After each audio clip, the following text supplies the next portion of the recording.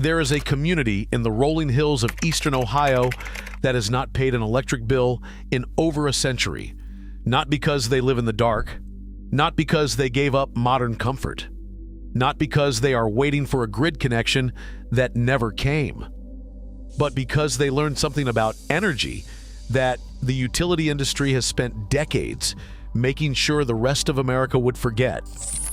What they know, and what this video will show you, is a method so straightforward, so low cost, and so physically reliable that once you understand it, you will have a very hard time explaining why it is not taught in every school, listed in every home improvement guide, and recommended on every homesteading platform in the country.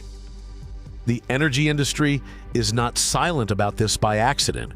They are silent about it because the math works against them every single time. Let us begin with what the Amish actually do, because most of what is published about Amish energy practices misrepresents the reality significantly. The Amish of Holmes County, Ohio, the largest Amish settlement in the world with over 30,000 members, are not living in a technology-free bubble. They run sophisticated farming operations, dairy processing facilities, woodworking shops, sawmills, and food preservation systems that require meaningful energy inputs every single day. What they do not do is connect to the commercial utility grid, and they do not need to. The system they use most effectively centers on something most Americans walk past every day without a second thought: moving water. Micro-hydro generation is the practice of capturing the kinetic energy of flowing water to produce electricity or mechanical power continuously and reliably.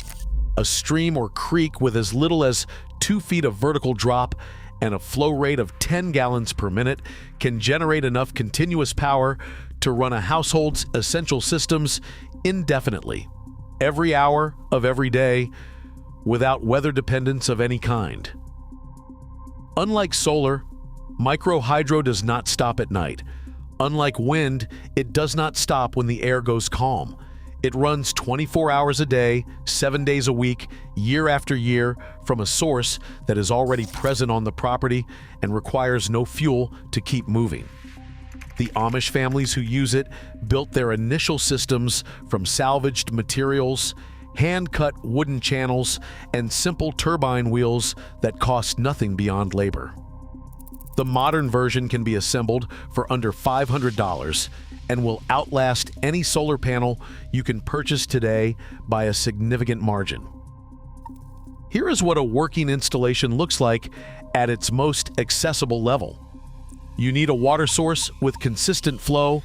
A spring-fed stream is ideal, though a reliable creek or a series of connected springs can work equally well.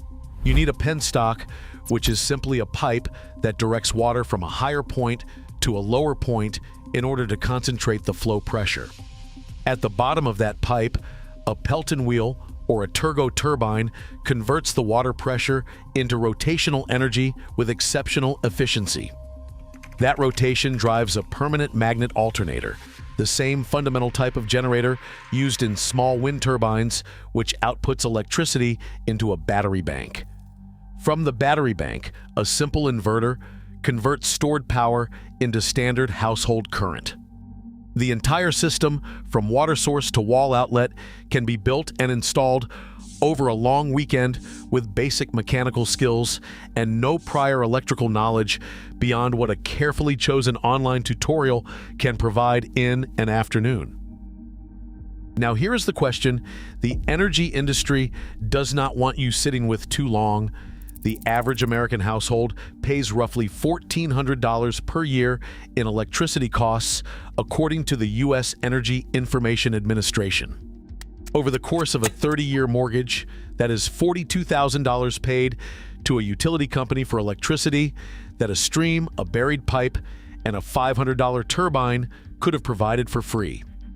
Multiply that figure across the roughly 80 million single-family homes in America, and you begin to understand the scale of what is being protected. The electric utility sector collects approximately $400 billion in annual revenue from American consumers. A serious national conversation about micro-hydro generation is a conversation about dismantling a meaningful portion of that revenue permanently and returning it to the households that generated it in the first place. The silence is not mysterious once you follow the money. The Federal Energy Regulatory Commission requires permits for hydroelectric projects on navigable waterways. State-level water rights laws in many Western states prohibit the diversion of any water flow from a natural stream, regardless of size or purpose, without prior approval. Even in states with relatively permissive water law, local building departments often lack any clear regulatory category for small-scale run-of-stream hydro systems, placing homeowners in bureaucratic limbo that can take months or years to resolve. None of these regulatory structures were necessarily designed from the start to suppress micro-hydro specifically. But their cumulative effect is that the average homeowner who reads about this technology becomes genuinely excited about the possibility and tries to act on it will hit a wall of paperwork and legal uncertainty before a single piece of pipe is in the ground. The Amish are not subject to that same dynamic. Their use of water on their own land for their own purposes, from springs and streams on private property, generally falls outside the regulatory frameworks designed for commercial water development. They built these systems before much of the modern regulatory environment existed, and they have maintained them through community knowledge transfer that does not require government approval, certified inspectors, or engineering stamps. What they have preserved is not primitive technology. It is ancient wisdom that remains technically superior to anything the utility grid can offer a rural property owner in terms of reliability, operational cost, and genuine independence from outside systems.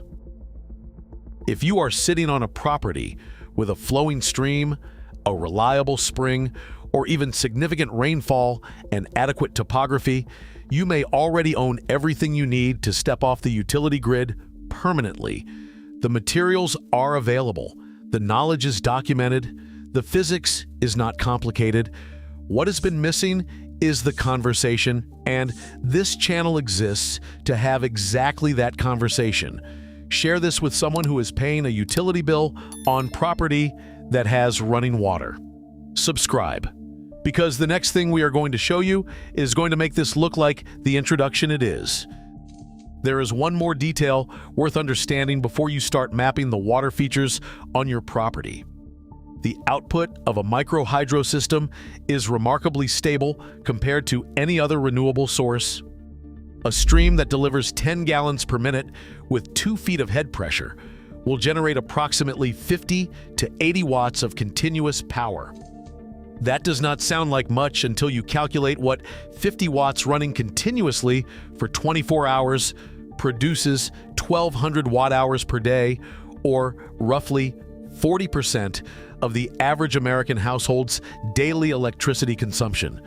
With a modest battery bank to buffer overnight usage, a small turbine running on a reliable stream can power your lighting, your refrigeration, your electronics, and your water pump without a single dollar paid to any utility company. And unlike a solar system that requires $10,000 in panels and batteries to achieve the same result, this one costs $500 and a weekend of work. That is the conversation they do not want happening at the kitchen table.